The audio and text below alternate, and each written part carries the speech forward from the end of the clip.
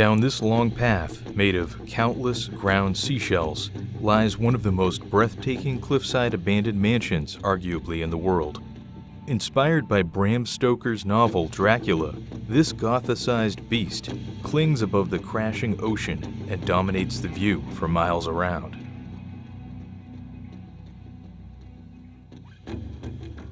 It's not a hard stretch of the imagination to see it directly dropped into a Gothic horror story, a silent moving picture piece, or early monster feature film, and this is exactly what it is famous for.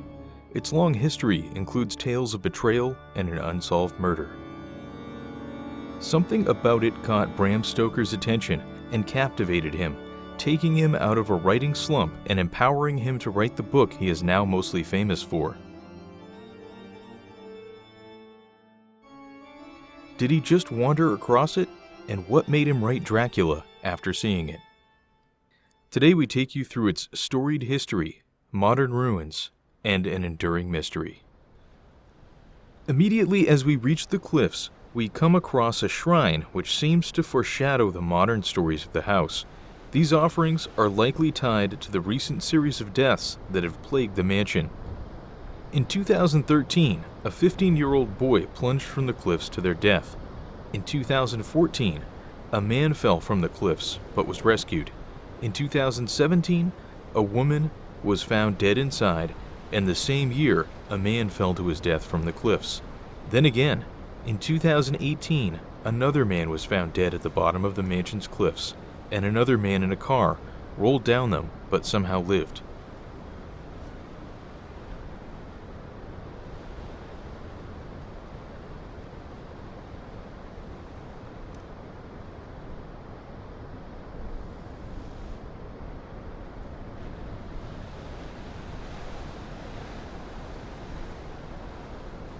The overgrown steps leading down end in a short platform which was once covered in gardens. Today, it's just a great place to view the decaying facade of the great mansion.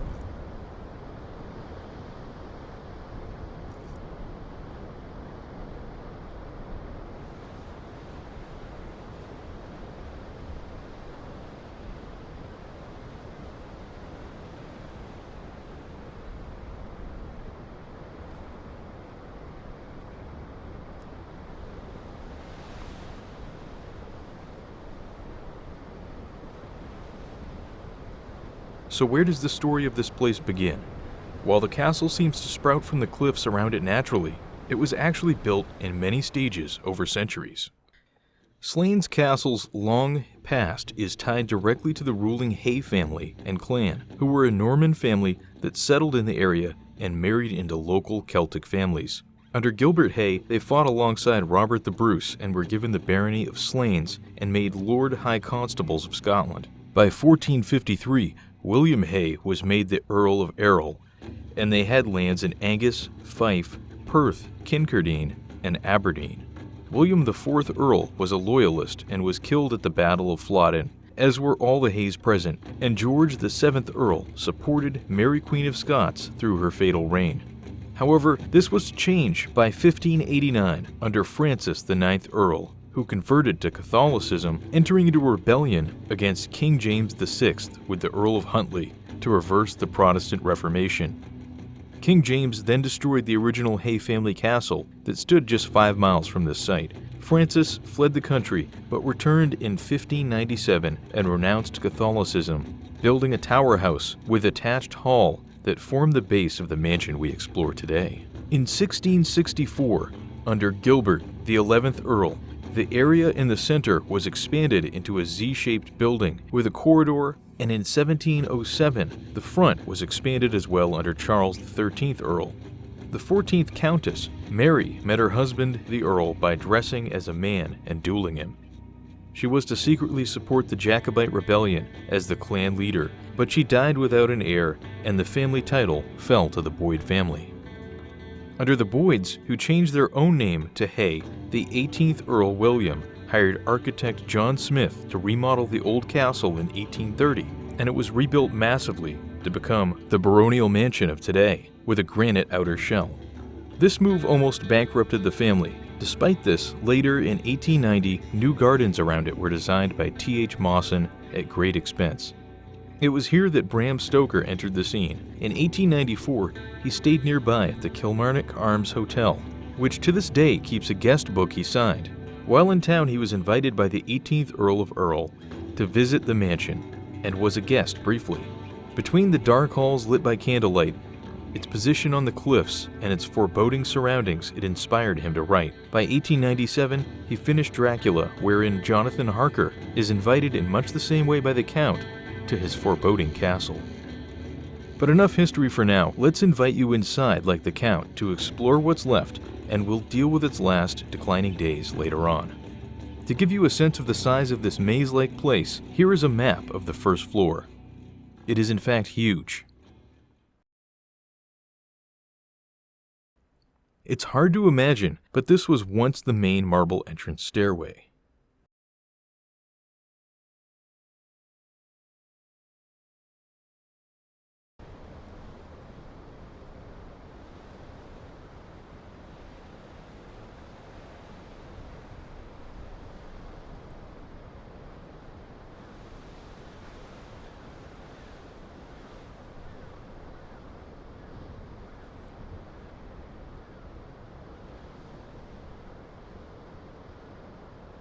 The first room we enter was the billiard room, just off the main entrance stairs that are now missing.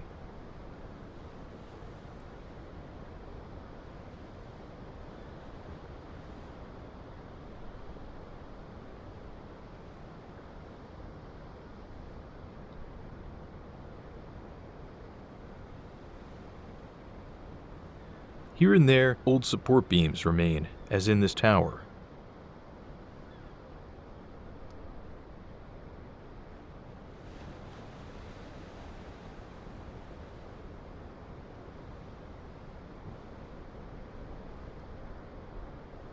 These long arched hallways were once later additions, built about 50 years after the tower house, that connected the early separated wings. The internal courtyard remains nearly intact.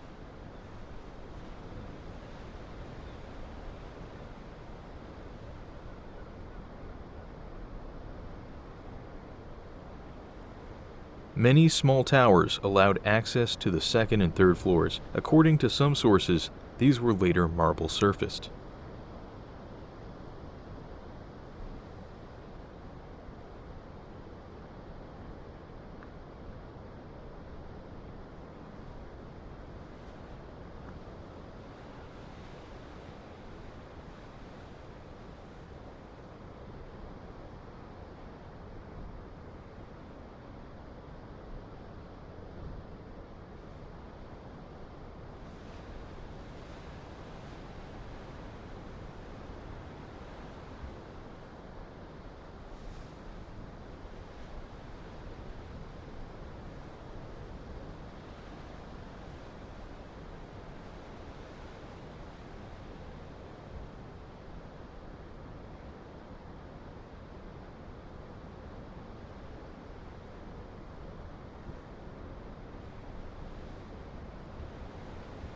I've discovered one of the key rooms at the site, so we head over.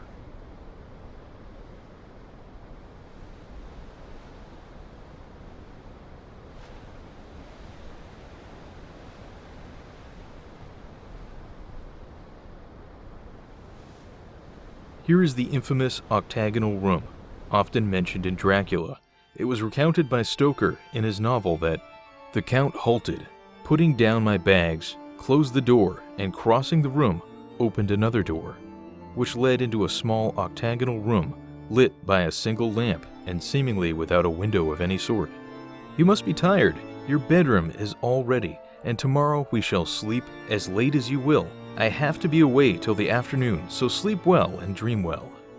With a courteous bow, he opened for me himself the door to the octagonal room, and I entered my bedroom. I am all in a sea of wonders. I doubt, I fear, I think strange things, which I dare not confess to my own soul.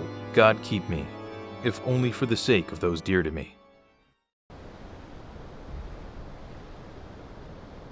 This weirdly shaped room was actually one of two identical open courtyards adjacent to two internal towers.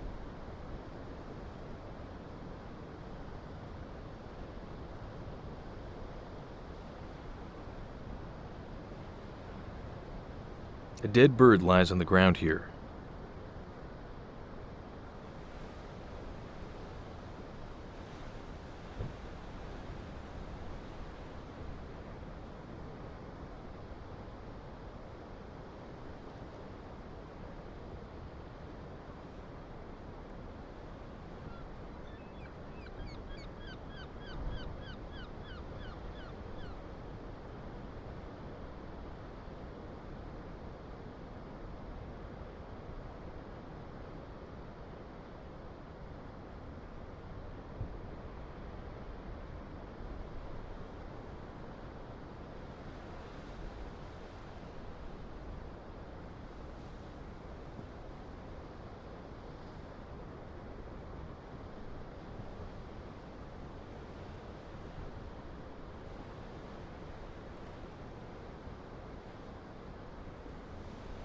At various points, one can see where old doors were bricked off, and the differences in building materials between 1600, 1664, 1707, and 1830.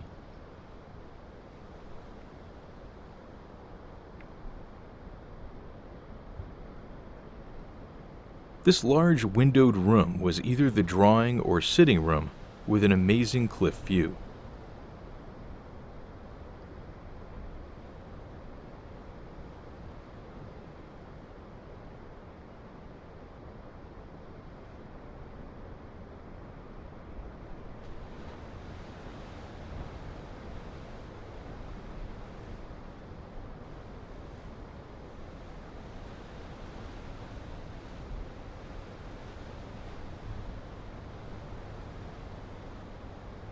The newer granite-faced north wing is visible from here, spanning along the cliffs.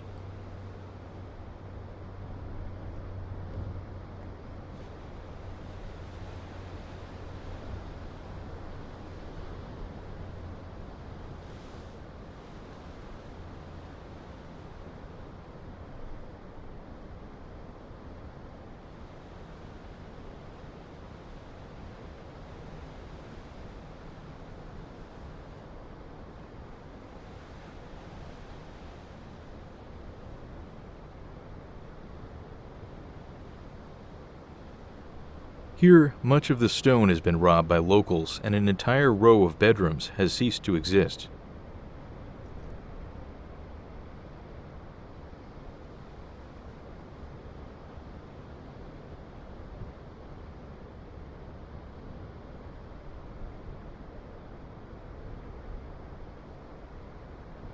The tower here is ornamental but had floors at some point.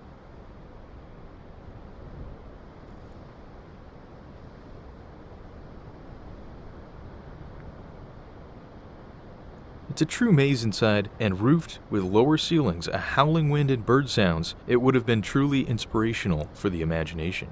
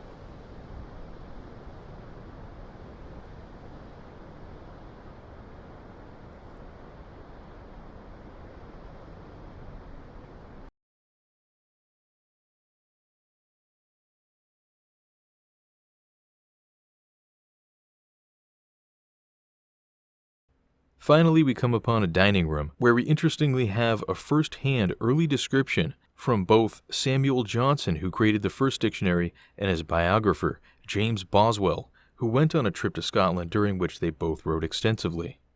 Samuel wrote, "When we returned to the house, we found coffee and tea in the drawing room. Lady Earle was not there, being, as I suppose, engaged with her young family. There was a bow window fronting the sea. This room is ornamented with a number of fine prints, and with a whole-length picture of Lord Earle by Sir Joshua Reynolds. Slains is an excellent old house. The noble owner has built of brick, along the square in the inside, a gallery, both on the first and second story, the house being no higher, so that he has always a dry walk, and the rooms, to which formerly there was no approach but through each other, have now all separate entries from the gallery, which is hung with Hogarth's works and other prints."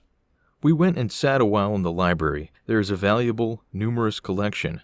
It was chiefly made by Mr. Falconer, husband to the late Countess of Earle. This Earl has added a good many modern books.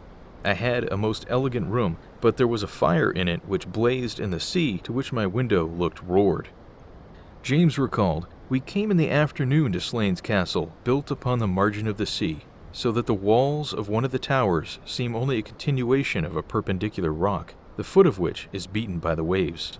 From the windows the eye wanders over the sea that separates Scotland from Norway, and when the winds beat with violence, must enjoy all the terrific grandeur of the tempestuous ocean. I could not, for my amusement, wish for a storm, but as storms, whether wished or not, will sometimes happen, I may say without violation of humanity that I should willingly look upon them from Slains Castle."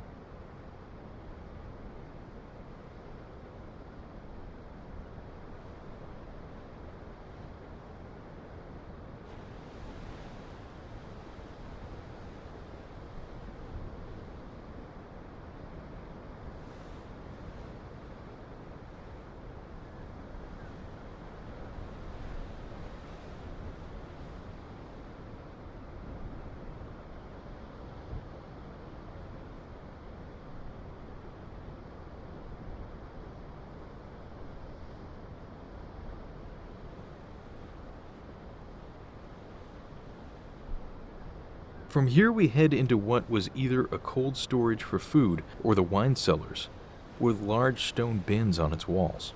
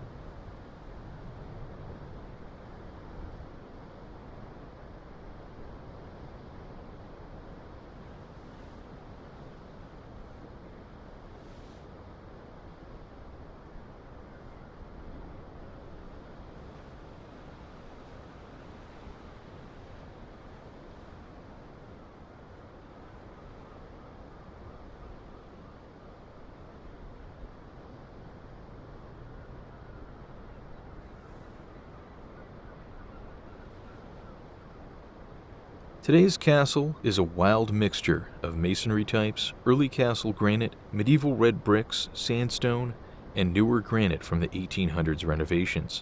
This house would have stood 2 stories, with 3 to 4 story towers.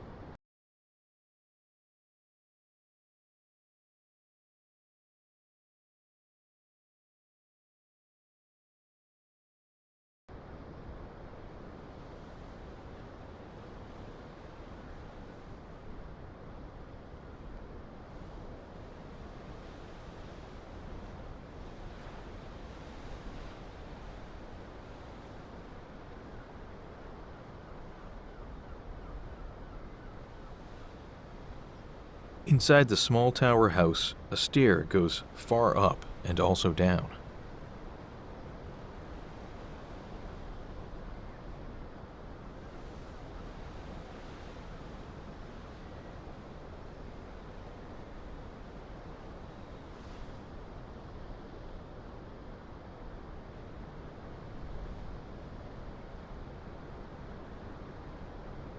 A small passage leads to a drop that we will check again shortly.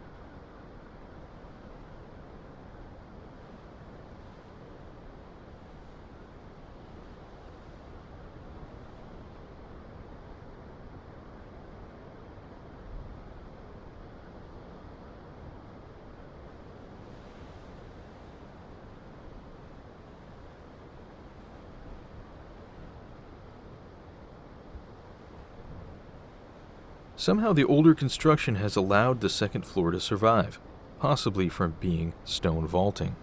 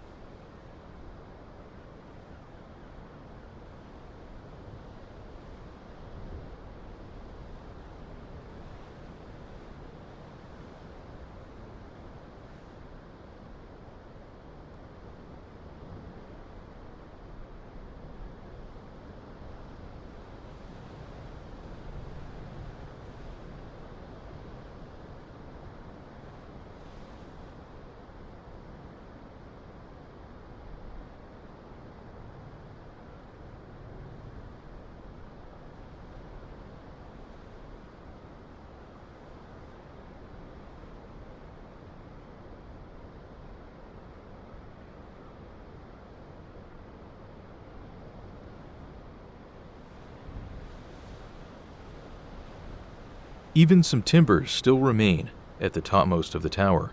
The area was built for defense and not style, and has much thicker walls.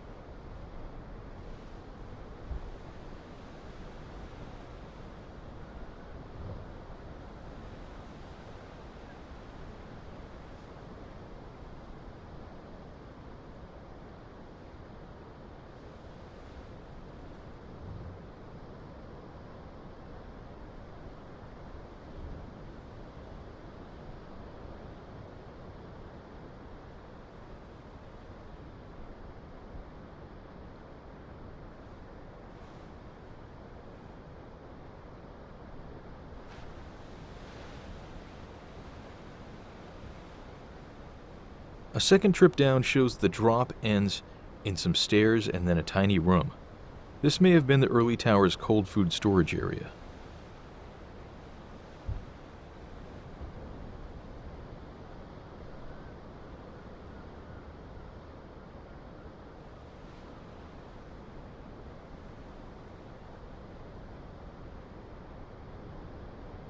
Now that we've wandered the ruins for some time, you may ask, how did they reach this state if they were updated and expanded by the time of Bram Stoker's visit?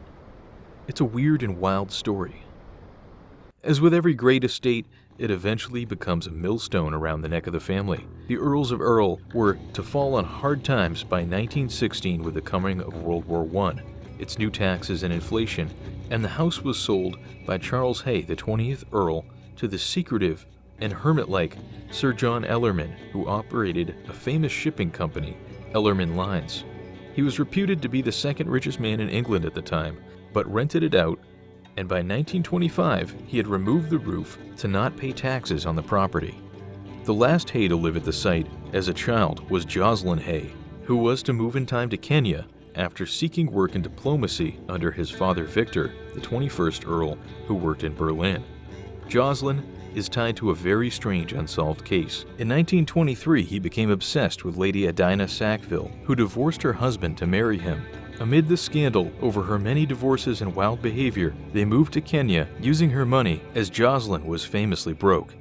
There they lived in a bungalow they named Slains, near a group of other British elites known as the Happy Valley set. These expats, known for adultery and drug use, soon caused Jocelyn to spend all his wife's money and his inheritance after becoming the 22nd Earl. Idina divorced him in 1930, and he married Edith Ramsay Hill, who he already was having an affair with.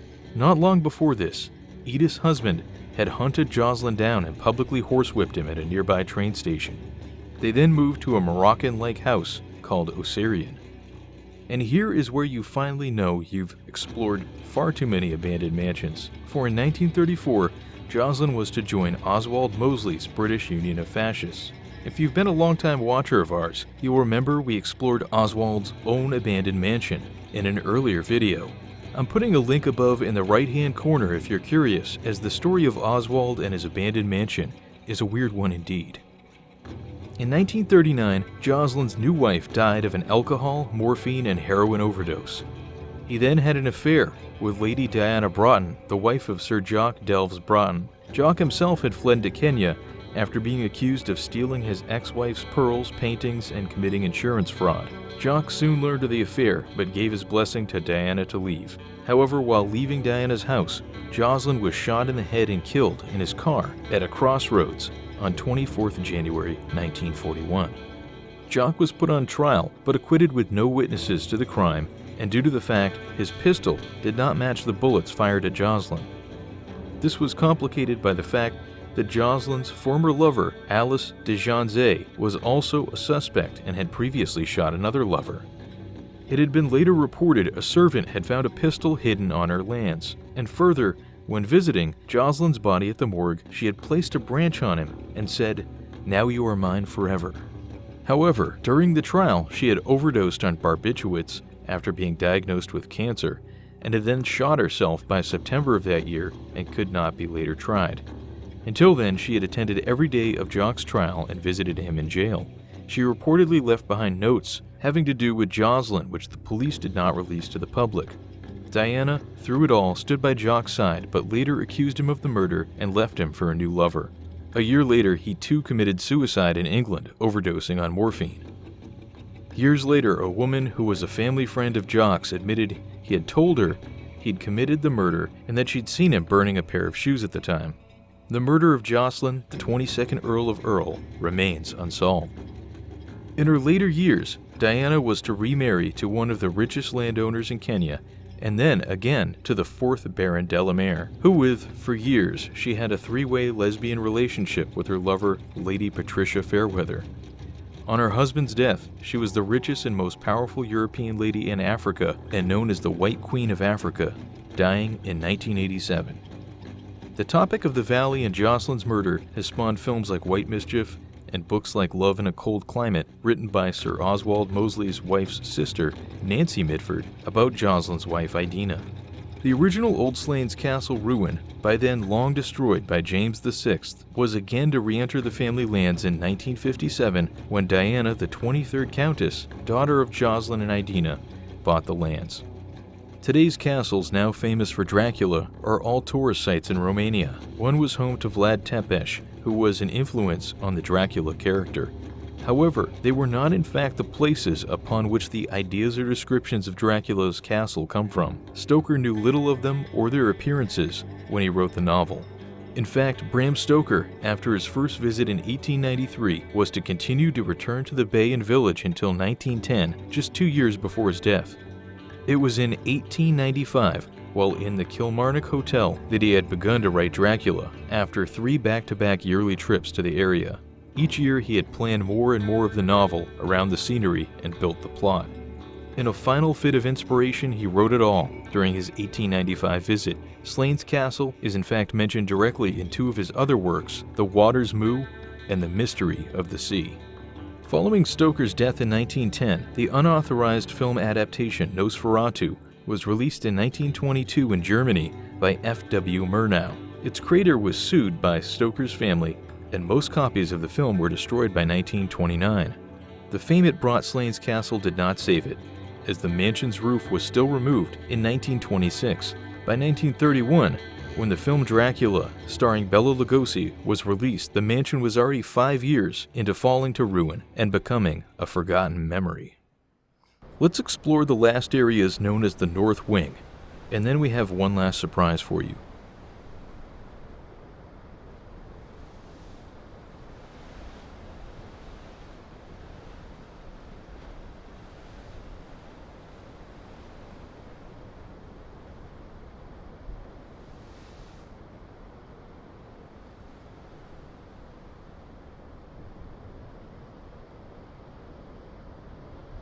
This northern extension was built when the castle was made a baronial mansion, and the decay and building materials are quite different in some of it. Mainly it shows more damage and loss of its form.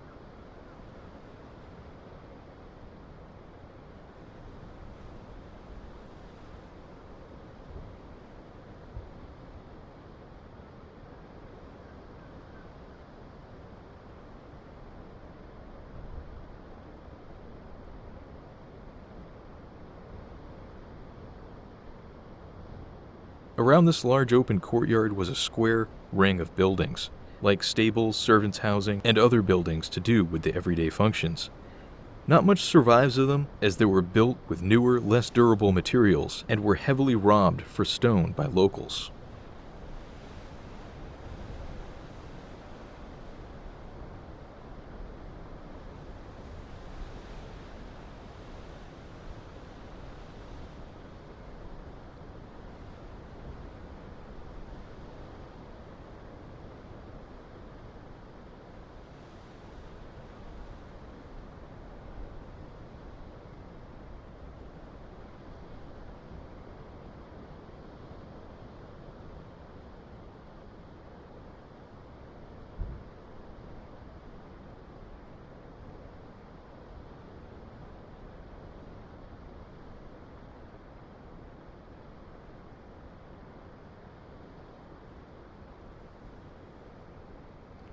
Over decades of abandonment, the mansion has sat until in 2004, a company planned to renovate it into holiday apartments, possibly destroying much of the site. The plan was put on hold by 2009, In a final recent development, Slains Castle has been saved as it was officially listed by Historic Environment Scotland as a protected building of interest in 2018 after a campaign by 83-year-old Joe Allen. This move means the development plans that lapsed in 2017 will now have to be okayed by the government and are unlikely to occur. For now, the Eerie Castle remains an imposing and monumental site that you yourself can visit and experience why it inspired the most famous vampire tale of all, Dracula.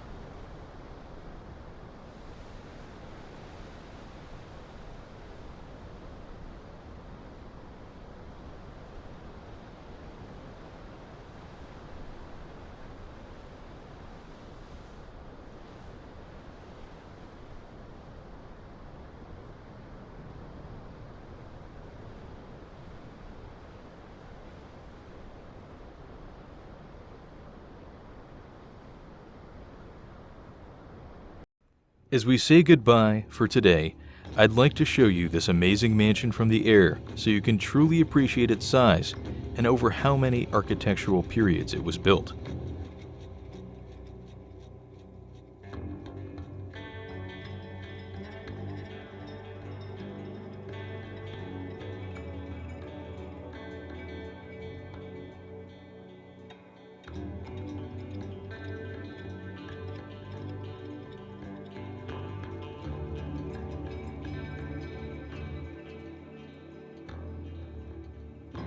You can just make out from here the gardens, courts, and terraces that once covered the area.